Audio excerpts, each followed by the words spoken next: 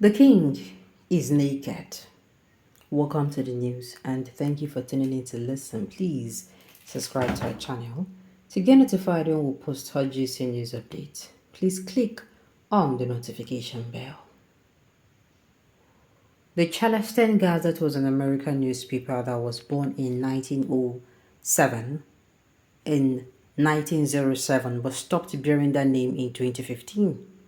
One of the newspaper's 1952 editions contained a piece with a clause that may have been written for Tinubu's Nigeria.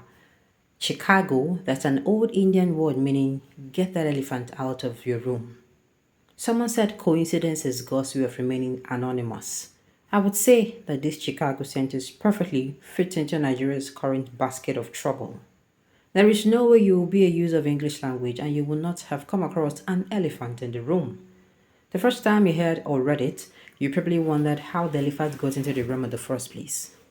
My English teachers and my dictionary told me that an elephant in the room points at a major problem or a solution or a matter naughty and controversial, manifest and obvious to everyone, but is deliberately ignored or avoided for discussion by everyone because it is a taboo or potential source of trouble or sorrow or embarrassment.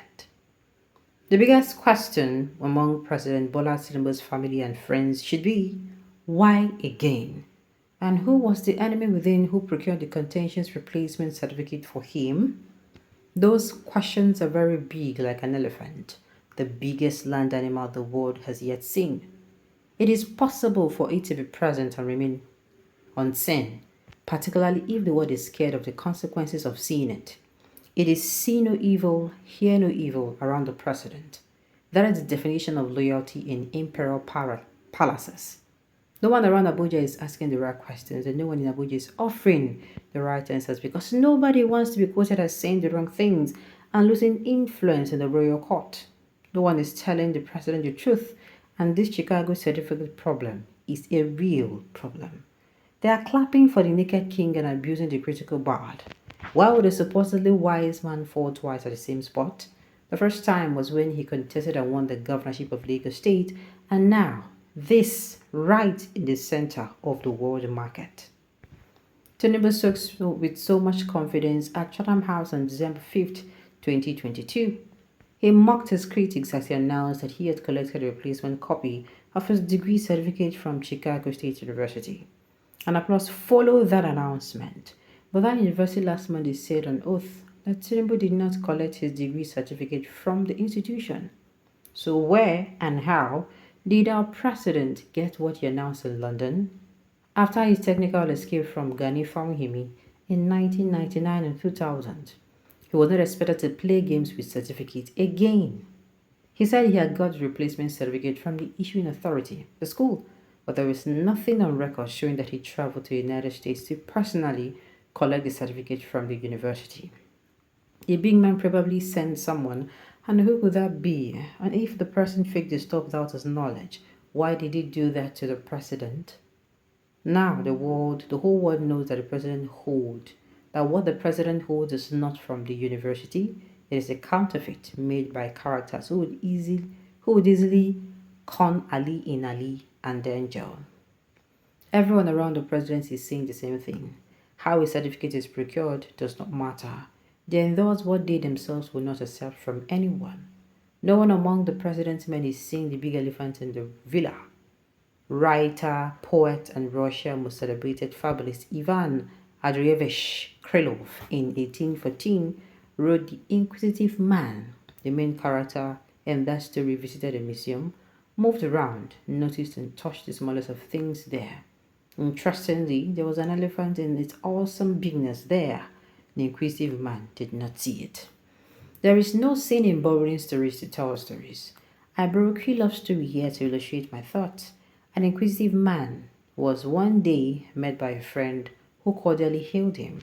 Good morning, my good fellow, and where do you come from? From the Museum of Natural History, where I've just spent 3 hours.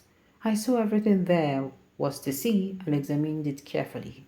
It was all astonishing that honestly I am not clever enough to describe the half of it. Nature is certainly wonderful in her rich variety. There are more birds and beasts than I ever dreamed of, not to mention the butterflies, dragonflies, and beetles. Some green as emeralds and others red as coral. And there were tiny little gnats too. Why really some of them are smaller than the head of a pin? And of course, you saw the elephant. What do you think of him? I wager you felt as though you were looking at a mountain. Elephant? Are you sure that they have an elephant? Quite sure. Well, old man, do not tell anybody, but the fact is that I did not notice the elephant. People who deceive kings do not speak to them, they avoid them. Why fake a certificate you supposedly earned?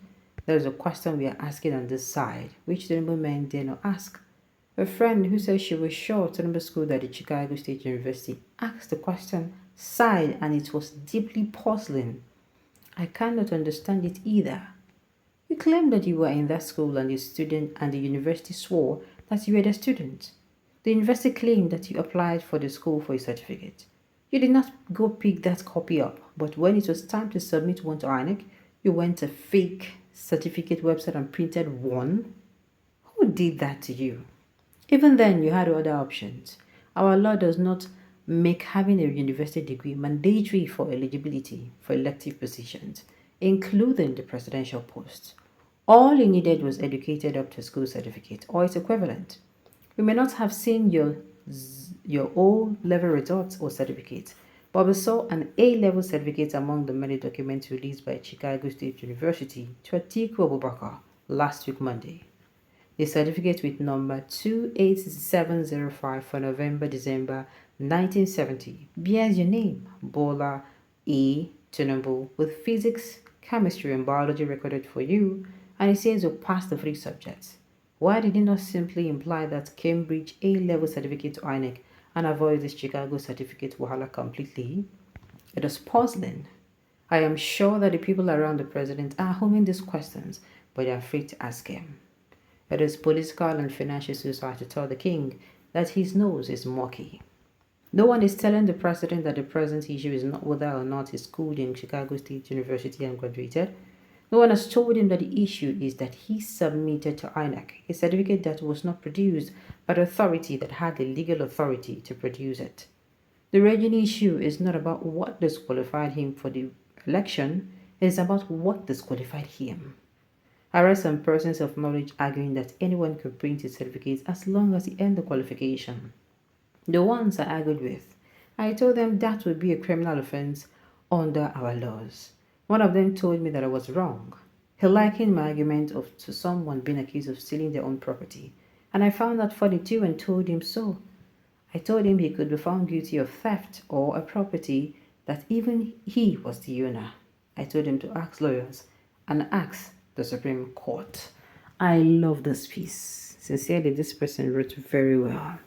This person don't talk waiting in my mind in the manner and way that is very calm.